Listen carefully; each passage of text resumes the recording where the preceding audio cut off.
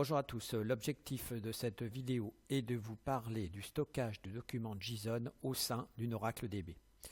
Deux possibilités ici affichées au niveau de l'écran. Première possibilité au niveau de la console cloud, je crée une Autonomous Database JSON et donc j'ai un workload de type JSON, je vais pouvoir stocker les documents JSON au niveau de cette DB.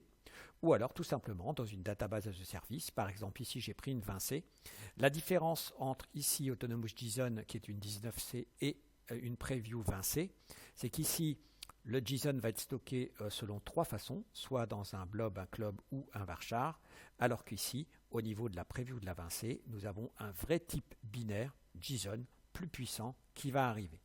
Dans tous les cas, peu importe, finalement, vous allez voir que la puissance de la gestion des documents JSON dans Oracle Database est vraiment très intéressante, même au niveau de la 19C. Alors dans ce premier temps, je vais vous parler tout simplement de ce qu'on appelle SODA. SODA, c'est Simple Oracle Document Access. C'est tout un ensemble d'API de type NoSQL qui ont été mises en place par Oracle pour Java, en Python, en REST, en PLSQL. Je vous montrerai une petite démo en Java. Et on va retrouver aussi ce qu'on appelle les SODA commandes, au niveau de SQLCL, donc SQL Command Line.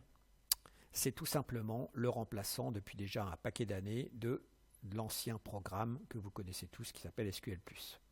On va retrouver un ensemble d'ordres qui sont possibles avec SODA. Créer une nouvelle connexion, c'est créer tout simplement une table qui va stocker du JSON. Faire une liste, c'est récupérer la liste de toutes les tables et de toutes les collections qui ont été créées. Faire un get, donc récupérer, insérer, modifier, etc. etc. Tout ce qui nous permet de travailler directement avec du JSON dans la DB. Je suis connecté ici tout simplement au niveau d'Autonomous JSON. Si je fais un SODA list, je vois qu'il y a une collection qui existe déjà, employée. Cette collection, c'est une table employée avec effectivement un champ de type blob qui va stocker du JSON. Alors, regardons un petit peu ce qu'on peut faire en termes d'ordre. Je peux par exemple créer ici, insérer une donnée, un document de JSON. Voilà, c'est fait. Cette fois, je roll back. J'ai déjà créé. Tout simplement parce que c'est transactionnel, acide. Donc, c'est ça qui est top. Utiliser du JSON au niveau de la DB, ça donne zéro contrainte par rapport au côté acide. Donc, ça, c'est fantastique au niveau transactionnel. On va être capable de faire des get all, récupérer tous les enregistrements, récupérer un enregistrement en fonction de sa clé, et puis des get avec ce qu'on appelle un type query, c'est-à-dire avec des filtres. Et là, donne-moi tous les noms avec Miller et je vais récupérer effectivement l'employé qui contient Miller. Je vais pouvoir faire du count, par exemple, compte-moi les employés de type Miller qui s'appelle Miller. Il y en a un. Enfin, je vais pouvoir faire un replace, donc je vais pouvoir remplacer un document par un autre. Je vais pouvoir enlever un document, etc., etc.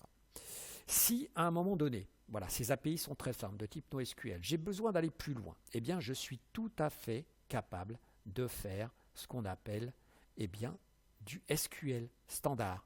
Donc je ne vais pas passer 20 ans à transformer et faire des transformations pour être capable de faire du SQL sur les documents de JSON directement. Je vais être capable de faire tout ce que je connaissais en SQL avec, sur ces documents de JSON. Exemple, ici, je fais un groupe by, vous voyez, c'est instantané. Donc c'est ça la puissance du type JSON, du stockage de documents JSON dans Oracle DB, c'est cette forte imbrication entre les documents JSON, éventuellement aussi le SQL, qui vous permet d'avoir une grande puissance de traitement, une grande puissance en termes de fonctionnalité. Si on regarde un petit peu donc, du côté SQL, on va retrouver tout simplement des notations, ce qu'on appelle simple dot notation. Donc si je prends, maintenant je vais me connecter au niveau de cette Autonomous JSON, je vais noter deux tables employées, qui est gérée par SODA, et là, Purchase Order, qui n'est pas géré par SODA, mais qui est géré directement par du SQL, je vais être capable de faire un select direct au niveau de cette table. C'est parfait.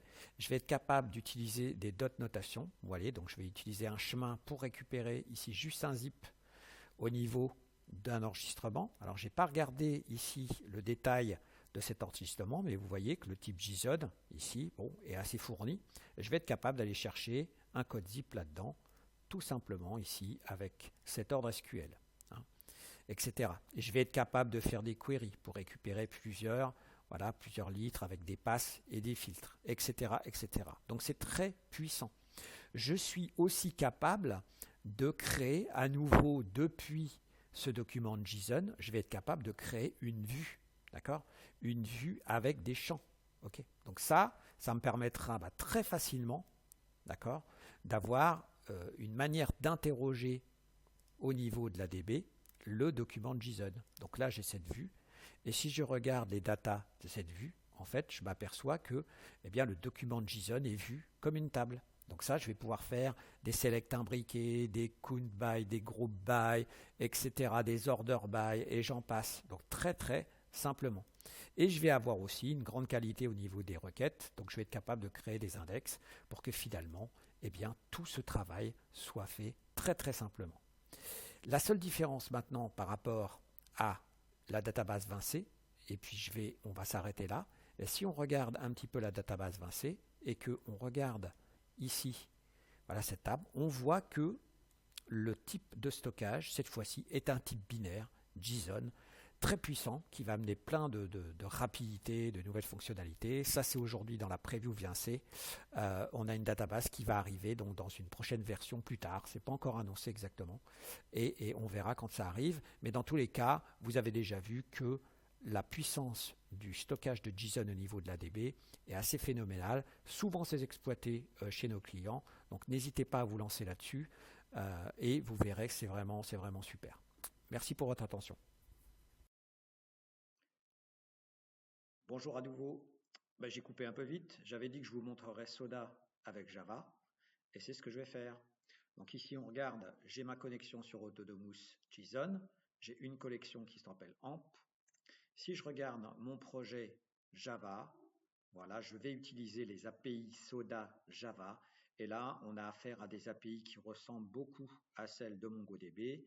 D'abord, j'établis une connexion vers Autonomous DB, JSON. Et puis ensuite, je crée effectivement une collection, c'est-à-dire une table qui va contenir du JSON. Je crée un document et puis je l'insère. Si je run ce code, voilà, run as Java application, le call se déroule, je vais donc me connecter et ça y est, j'ai créé ici mon document de JSON au niveau de la DB.